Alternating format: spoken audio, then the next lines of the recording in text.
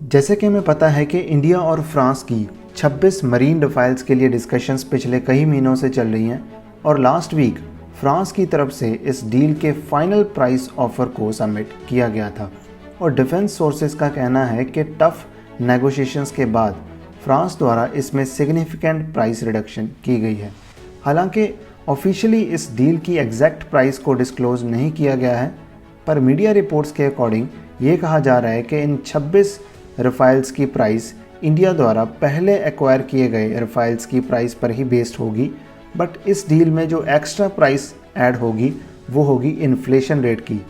बात करें previous deal की तो इंडिया ने 2016 में फ्रांस के साथ 36 रफाइल की डील साइन की थी, जिसकी टोटल एस्टिमेटेड कॉस्ट थी 3.3 बिलियन यूरोस।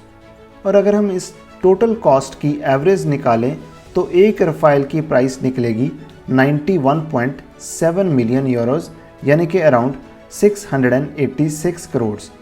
इस डील में 28 सिंगल सीटर फाइटर्स थे और 8 twin seater fighters. Single seater की एवरेज कॉस्ट 91.07 मिलियन यूरोस थी, रफली 680 करोड़,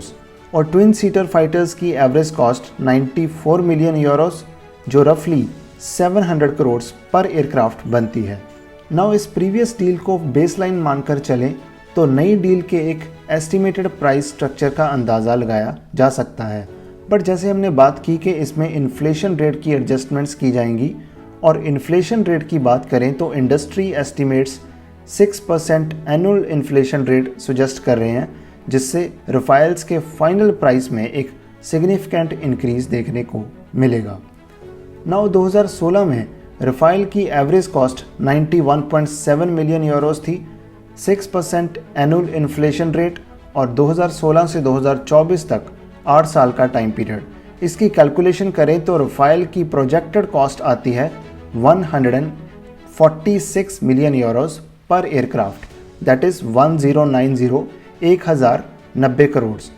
और 26 रफाइल्स की प्रोजेक्टेड टोटल कॉस्ट को देखें तो ये बनेगी 3.8 billion Euros, that is 27,860 crore,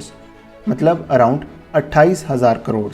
सो ये एक एस्टिमेटेड कॉस्ट है जिसमें हमने बेस प्राइस को सेम मानकर उसमें इन्फ्लेशन रेट को ऐड किया है, बट प्राइस फैक्टर को साइड में रखकर इन मरीन रफाइल्स की इम्पोर्टेंस की बात करें तो ये इंडियन नेवी के एयरक्राफ्ट कैरियर ऑपरेशंस के लिए बहुत क्रूशल होंगे, और इनको इंडिया के एयरक्राफ्ट कैरियर्स INS विक्रमादित्य और हाल ही में कमीशन्ड किए गए indigenous aircraft carrier INS Vikrant से ऑपरेट किया जाएगा।